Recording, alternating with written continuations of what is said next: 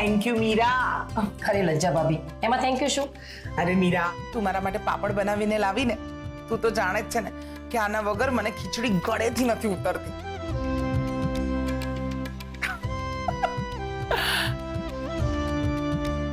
મીરા, તું ખાવામાં સાવ મોડી છે. હા, અરે ખીચડીમાં સાવ આટલું ઓછું ઘી નંખાય.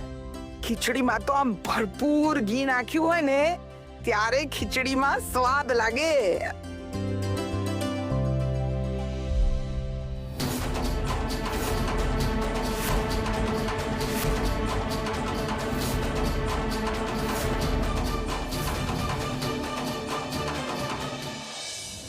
અયાન બેટા, તું ક્યાં હાલ્યો?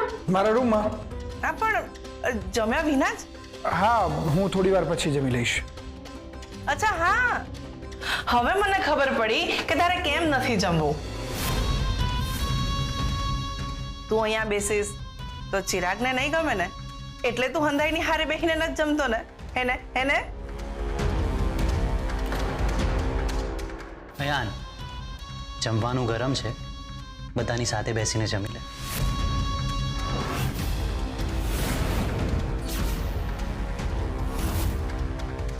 ચિરાગ, તે અયાનને જમવાનું કીધું, એ પણ હંધાઈની હારે? હા, મેં જ કહ્યું. અયાન, તું બેસ, હું તારા માટે થાળી લઈને આવું.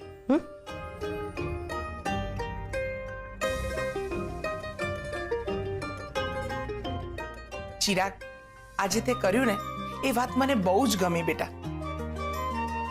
આ વાત તમને બહુ ગમી? ખાસ તો ગમે તેમ તો લોહી તો એક જ છે ને. લાકડી મારે પાણીને અલગ તો ન કરી શકાય ને. આ લોહી એક જ છે. અને જૂનું વેરઝેર ક્યાં સુધી મનમાં રાખવાનું? બંને ભાઈ બેસીને સાથે જમે એમાં મને તો ખુશી થાય જ ને.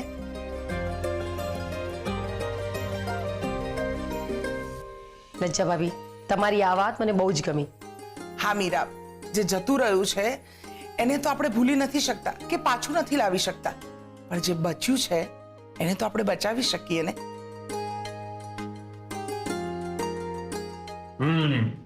તો હવે જમવામાં વધારે સ્વાદ આવશે. ધ્વનિ, તારી ડોક્યુમેન્ટરીનું કામ કેટલે પહોંચ્યું? એના માટે જ કાલે ગામડે જવાનું છે અને હું સરગમને સાથે લઈ જવાનો છું. એ મારી હેલ્પ પણ કરશે ને.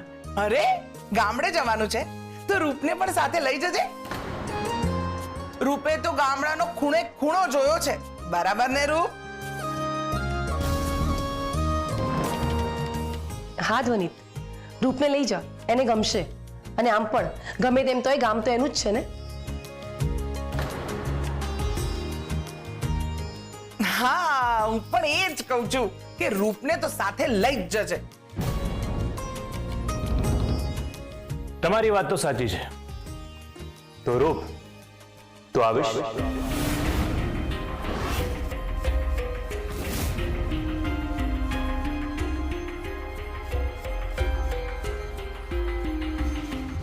હારું, તું પણ આવજે ને. તું ફ્રેશ પણ થઈ જઈશ અને તારે ગામડે પણ જવાઈ જશે. ઠીક છે.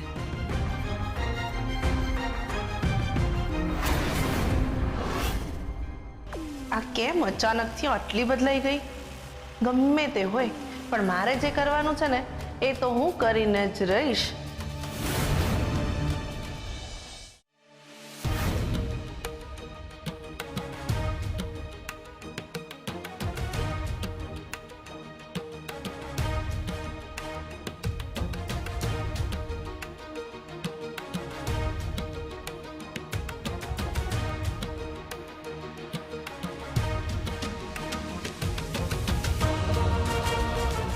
શું થયું કુંદન?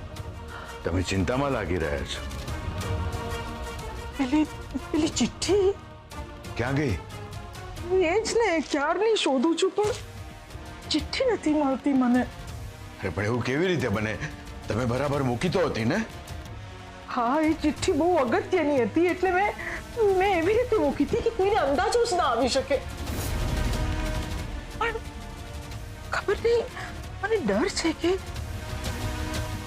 આ ચિંદુબેનના હાથમાં તો નહીં આવી ગઈ હોય ને. તમે બધા ફોટા ચેક કર્યા? હા, બધું ચેક કર્યું પણ ક્યાંય નથી મળતી મને. કુંદન, તમે એ ચિઠ્ઠી ચંદનના ફોટોની પાછળ મૂકી હતી.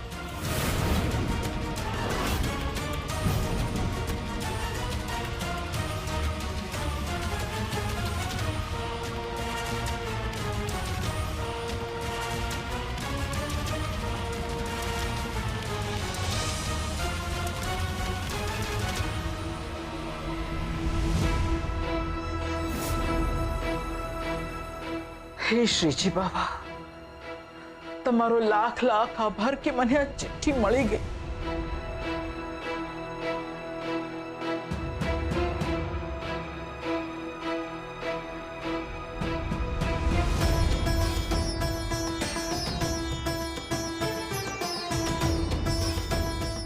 મારો દીકરો એ મારું જીવન છે અને હવે જ્યારે એની બધી જવાબદારી તું લઈ રહી છે ત્યારે હું મારી બધી જ મિલકત તારા નામ પર કરી જાઉં છું.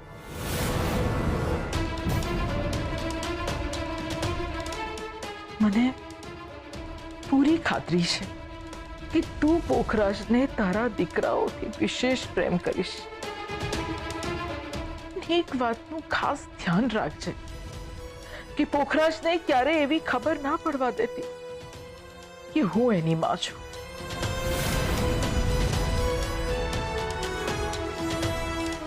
કુંદન, આ ચિઠ્ઠી રાખીને તમે બહુ મોટી ભૂલ કરી છે.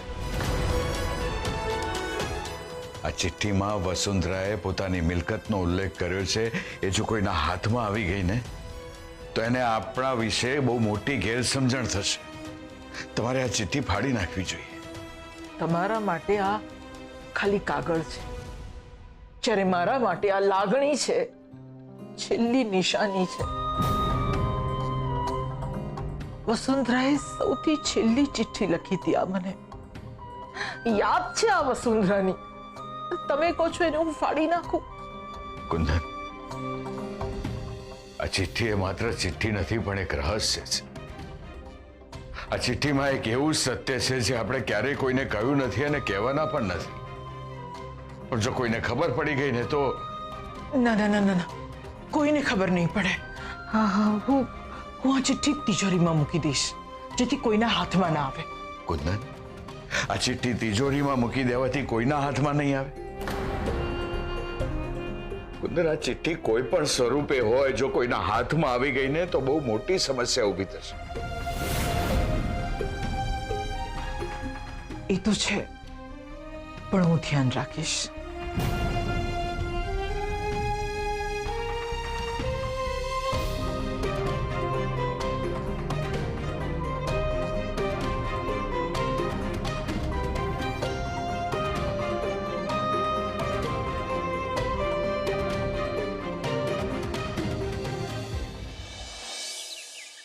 સરગમ, હું બહુ જ ખુશ છું. અયાન અને ચિરાગ વચ્ચે બનતું જાય છે. આ બહુ સારી વાત છે. આપણા ઘરમાં સમ વધતો જાય છે.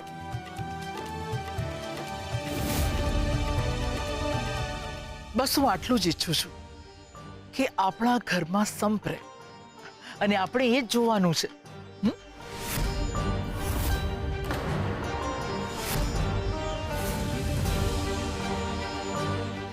સરગમ, હા મોટી બા. તું ઠીક છે? હા, કેમ? થોડા દિવસોથી તું મને મૂંઝાયેલી લાગે છે. શું વાત છે? એ તો એમાં એવું છે ને મોટી બા, મને લાગે છે કે એને મૂંઝવણ એ વાતની છે કે આ ઘરની નાની વહુ છે ને એટલે હંધાઈની વચ્ચે સંપ કેવી રીતે બની રહે એનું એને ધ્યાન રાખવાનું છે. એ જ વાતની ચિંતા છે ને તને?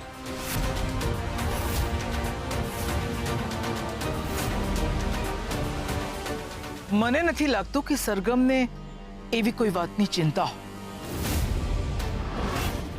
લોકો ગમે તેટલા પ્રયત્ન કરી લે પણ અમારા ઘરનો સંપ તોડી નહીં શકે, કારણ કે પરિવારના દરેક સભ્યમાં મારા સંસ્કારનું સિંચન થયેલું છે.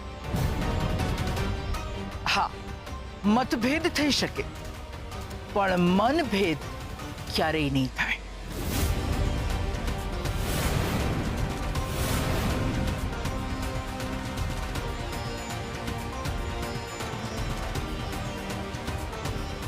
કામ ક્યાં સુધી પહોંચ્યું? તું ભૂલી ગઈ કે તારે શું કરવાનું છે? હજી સુધી લજ્જા અને મીરાની વચ્ચે ઝઘડો કેમ નથી કરાવ્યો તે? તમે આવું શું કામ કરી રહ્યા છો? એ લોકો શું બગાડ્યું છે તમારું? આ ખોટું છે. તું ભૂલી ગઈ કે શું કે જો તું આ નહીં કરે તો તારી બેન હારે બહુ ખોટું થઈ જશે. ના ના ના, ધીરે કઈ ના કરતા. ધીરે કઈ જ ના થવું જોઈએ. તો પછી હું જેમ કહું ને એમ કર.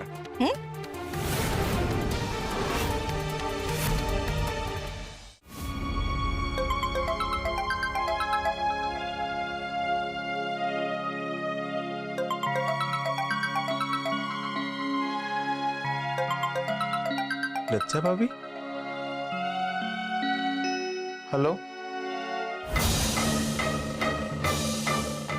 શું?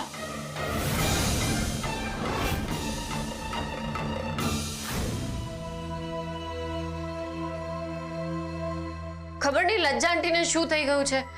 એ કેમ આટલા લાલચુ થઈ ગયા છે? આ શું બોલે છે સરગમ? જુઓ ને, મેં એમને કેટલા સમજાવ્યા પણ એ કંઈ માનવા તૈયાર જ નથી. એ તો ઈચ્છે છે કે બધી પ્રોપર્ટી ચિરાગભાઈના નામે થઈ જાય. ના ના, લજ્જા ભાભી ખાલી આયન પર ગુસ્સે છે. એ કે લાલચું નથી. એ તો હમણાંથી આયન સાથે વાત પણ કરે છે. અને તે જોયું નહીં, ચિરાગ અને લજ્જા ભાભી બંને એને એની સાથે જમવા માટે પણ કહ્યું. અને એમણે એમ પણ કહ્યું કે બંને ભાઈઓ એક લોહી છે અને બંને વચ્ચે સમાધાન થઈ ગયું તો સારી વાત છે. એ ભલે ગમે તે બોલે પણ એમના મનમાં કોઈક તો ચાલ ચાલી જ રહી છે. કારણ કે એ પૈસાના બહુ લાલચુ થઈ ગયા છે. પણ સરગમ, તું આવું કઈ રીતે કહી શકે? કારણ કે મેં આને મોટી બા એમને સમજાવવાનો બહુ જ પ્રયત્ન કર્યો પણ એ કંઈ જ માનવા તૈયાર નથી. એ તો એવું પણ ઈચ્છે છે કે સુરતવાળી પેઢી પણ ચિરાગભાઈના નામે થઈ જાય. શું?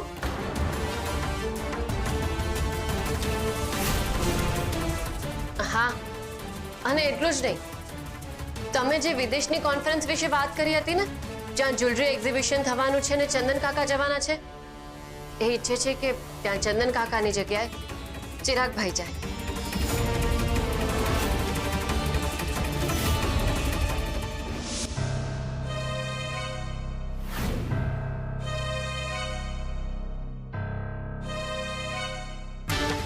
લજ્જા ભાભી, મીરા, મીરા શું કરે છે તું? લજ્જા ભાભી, તમે ઘરમાં પણ ધાડ પાડવા લાગ્યા. આ શું બોલે છે તું? તમે બહારના લોકો સાથે કાવતરા કરો છો, ઠીક છે, પણ મહેરબાની કરીને મારી સાથે કાવતરા કરવાની કોઈ જરૂર નથી. કાવતરું? શેનું કાવતરું? ભોળા બનો છો, ભોળા બનો છો તમે. અરે તું કેવા શું માંગે છે? સ્પષ્ટ કે ને. એ જ કે ચિરાગને ચિરાગનો ભાગ મળી જશે, પણ તમે ઝડપી લેવા માંગો છો ને તો એ તમારી ભૂલ છે. મીરા, તું જે સમજે છે ને ખોટું સમજે છે. આ મારા પ્રશ્નનો જવાબ નથી. મેં જે પૂછ્યું છે એ કહો. તું પણ એ સમજી લે કે હું પણ તને કોઈ પ્રશ્નનો જવાબ આપવા માટે બંધાયેલી નથી. ખબર હતી મને તમે આવું જ બોલશો, કારણ કે તમે આવા જ છો. મીરા, એક પણ શબ્દ બોલતી નહીં, નહીતર. નહીતર? નહીતર શું? નહીતર તમે શું કરશો? મીરા!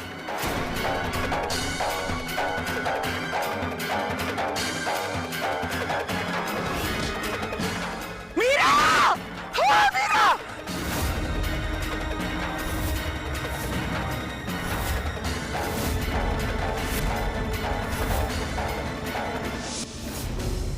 સરગમ, શું વિચારી રહી છે?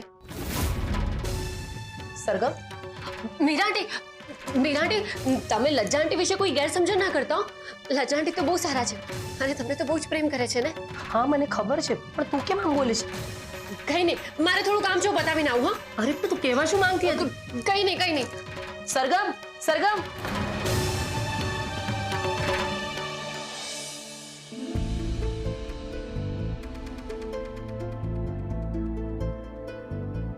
આવું શું કરી રહી છું? અનાયતાથી મારા માટે બહુ મહત્વના છે, પણ હું આ નહીં કરી શકું. આનું પરિણામ બહુ જ ખરાબ આવશે. અરે કંઈક તો બીજો રસ્તો શોધવો જ પડશે. જો મારે મારા પરિવાર અને અનાહિતાથી બંનેને બચાવવા છે તો મારે દી ક્યાં છે એ જાણવું પડશે. પણ હું કેવી રીતે જાણીશ? ઇન્દુ આંટી તો મારી આંખ ઉપર પટ્ટી બાંધીને લઈ જાય છે, તો હું કેવી રીતે જાણી શકીશ? એ કાના, હવે તું જ મને કોઈ રસ્તો બતાડ. જ્યારે જ્યારે પણ હું અટવાઈ ગઈ છું, મૂંઝાઈ ગઈ છું, તું જ મારો માર્ગદર્શક બન્યો છે.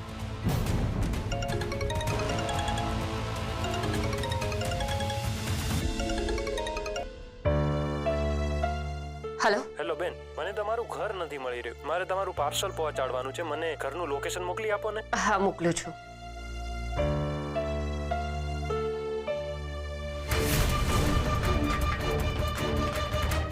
લોકેશન? Yes, location.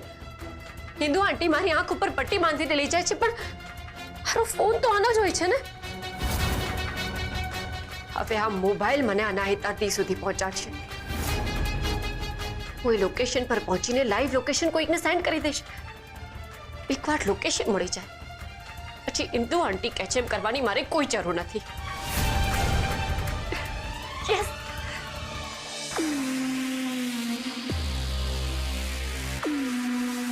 તમારું કામ થઈ ગયું છે. શું વાત છે? કરી લીધું? જે તમે કીધું એ મેં કર્યું. મીરા આંટી અને લજ્જા આંટી વચ્ચે ખટરાક ઉભો કરી દીધો છે. વાહ વાહ સરગમ, મને તો લાગ્યું હતું કે તું આ કામ કરીશ જ નહીં. મરજીથી નહીં, મજબૂરીમાં કર્યું છે. હવે તમારો વારો છે. ચાલો, મને દી પાસે લઈ જાઓ. લઈ જઈશ, લઈ જઈશ. જુઓ, આ બધું હું જે કરી રહી છું એ દી માટે કરી રહી છું. જો દીને જોવા અને મળવા માટે તમે મને આવી રીતે તડપાવવાના હોય ને તો પછી હું તમે કહેશો એમ નહીં કરું. અચ્છા, એમ? હા, કારણ કે જો આ બધું કરીને પણ મને મારાથી મળવાના જ ના હોય તો પછી આ બધું નકામું જ છે ને. એમ પણ અમે બધાએ તો ક્યારનું માની લીધું છે કે અનાહિતાથી મરી ગયા છે. અને એમ પણ તમારો શું ભરોસો? તમારા માટે તો કોઈ પણ વ્યક્તિને મારી નાખવું હોય તો ડાબા હાથનો ખેલ છે ને. મને તમારી ઉપર વિશ્વાસ નથી કે તમે અનાહિતાદીને જીવતા છોડશો. એટલે જો થશે ને તો બંનેની શરત મુજબનું થશે. બાકી હું અનાહિતાદીનો ત્યાગ કરવા તૈયાર છું. આના સૂર કંઈક બદલાયેલા લાગે છે. ઇન્દુ, થોડી હોશિયારીથી કામ લે. ઠીક છે, લઈ જઈશ.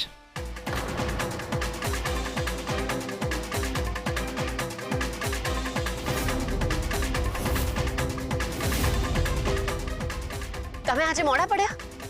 હા, બાપુજી પાસેથી હિસાબ સમજવાનો હતો એટલે થોડું મોડું થઈ ગયું.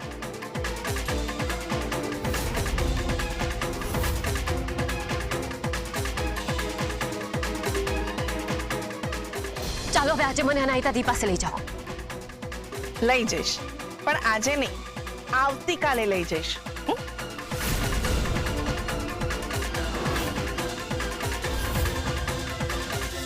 ગુરુવાર સુધી તમારે ડિલિવરી હોલ્ડ રાખવી પડશે.